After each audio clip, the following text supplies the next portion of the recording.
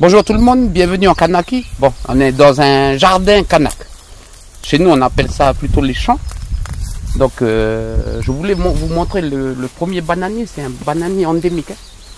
Donc, ça n'a pas été importé. Voilà. On appelle ça... Chez nous, on appelle ça les bananes chefs. À l'époque, ben, il n'y avait que les grands chefs qui pouvaient manger ce régime-là. Nous, on n'avait pas le droit, les sujets ou les autres gens. On avait les autres bananes à manger. Hein. Chez nous, on l'appelle ndopui. Voilà. Ndopui, c'est le bananier endémique d'ici. Donc, c'est toujours des bananiers endémiques. Voilà.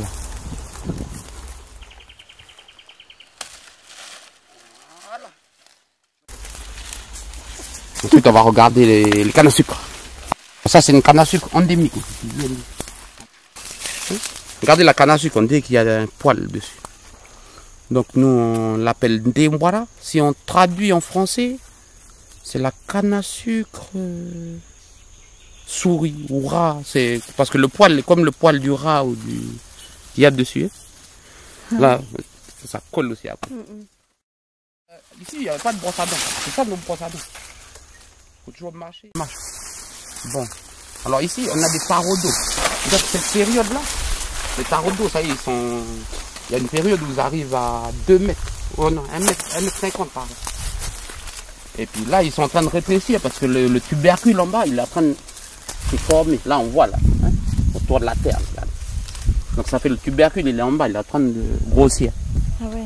Voilà. C'est ça que je vous ai donné, les deux tarots là, pour faire le bougna.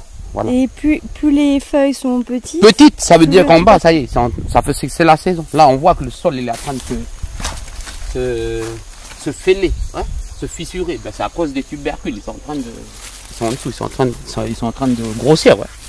C'est bon pour la récolte. Voilà. Ça fait la récolte peut-être dans 1 mois.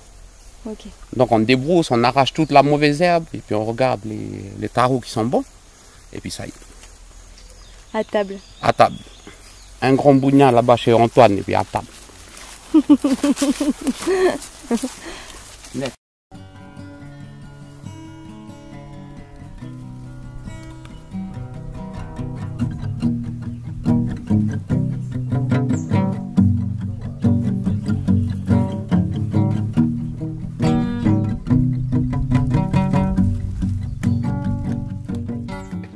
Donc on revient du jardin. On a les produits pour faire un petit bougna marmite. C'est un bougna marmite, hein, c'est pas un bougna four traditionnel. Voilà. Donc comme vous êtes là, on va essayer de vous faire un bougna marmite. Donc on a l'igname, on a les feuilles qui vont avec, les choux canaques, le persil, les épinards sauvages. Donc on a un peu de salade. La fierté du Kanak. Chez nous, l'igname, elle est sacrée. Elle représente l'homme et puis la vie aussi. Toute vie sur terre. Voilà. L'igname représente aussi tous les éléments. Parce que pour pousser, l'igname a besoin de tous les éléments. Que ce soit la pluie, le tonnerre. S'il n'y a pas de tonnerre, on n'aura pas de bon igname. On a besoin des éclairs.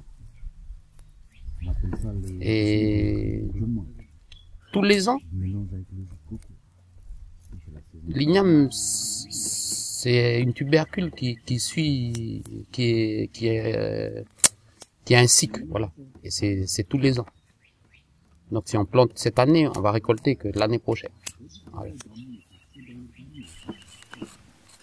Et à la récolte, on dit toujours qu'il y a une fête de l'igname. Voilà. Mais la fête là, c'est la communion entre nous les vivants et l'au-delà. Voilà, le monde de nos ancêtres. Parce qu'avant que nous on mange l'igname, ben, on emmène chaque clan à un endroit où il va emmener la plus belle igname qu'ils ont récoltée. Et après, nous on mange après ce... Voilà.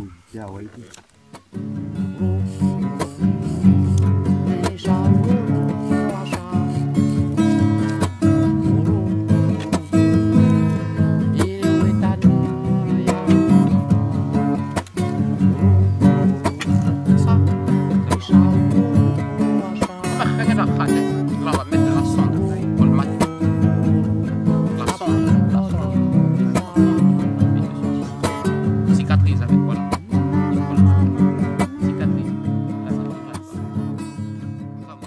Donc on a fini d'éplucher l'igname. Alors l'igname représente toujours l'homme, chez nous les Kanaks. Et puis voilà, le taro représente la femme. Le taro pousse dans l'eau. Tandis que l'igname pousse dans les endroits secs. Hein. Donc le plus difficile à cultiver, c'est le taro. Parce que lui, il faut que tu le surveilles. Il faut que tu surveilles l'eau. À certaines périodes de l'année, il faut pas qu'il y ait de l'eau. Sinon, tu vas récolter un gros taro, mais dedans, ça va être épongeux, tu vois. Tu n'arrives pas à manger. Voilà. Bon alors. Dans les premiers temps, il peut être gorgé d'eau. Après, au fur et à mesure qu'il pousse, il faut que tu enlèves l'eau, quoi. Mais tu joues avec il n'y a pas de robinet, c'est l'irrigation. Hein? Là, tu fermes vite ton bassin, ça, tu surveilles, quoi, ta taraude. C'est assez technique.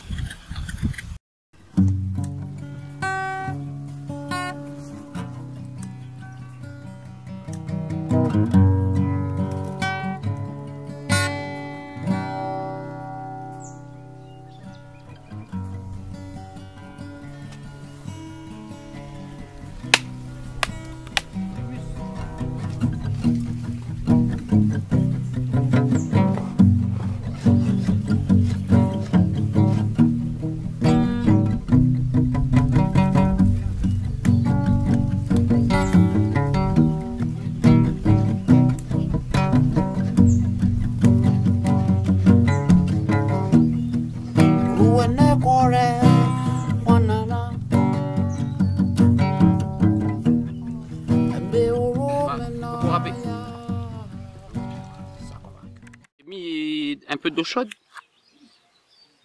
et puis un peu d'eau froide. Voilà. Alors quand on presse, normalement, on fait ça. Plutôt beaucoup d'eau chaude, puis tu refroidis avec un tout petit peu d'eau froide avant de presser. Ouais, tu laisses l'eau chaude agir. Hein, puis après, juste avant de presser, tu mets un peu d'eau froide. Comme ça, c'est pour tenir avec les mains. Hein. Voilà. Il faut que le jus rentre déjà dedans. Donc, on va couper une feuille de bananier pour poser au fond de la marmite. Voilà. Là, on va la passer au feu.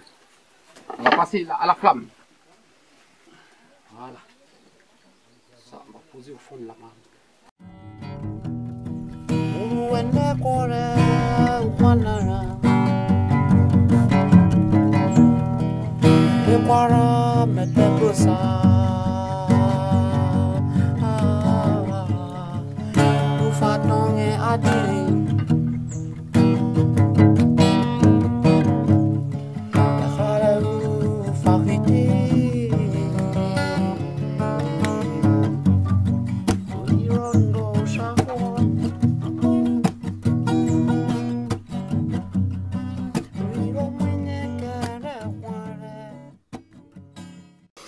Alors si vous faites cuire le taro avec des ignames, il faut toujours mettre le taro en bas. Comme l'igname cuit plus vite que le taro.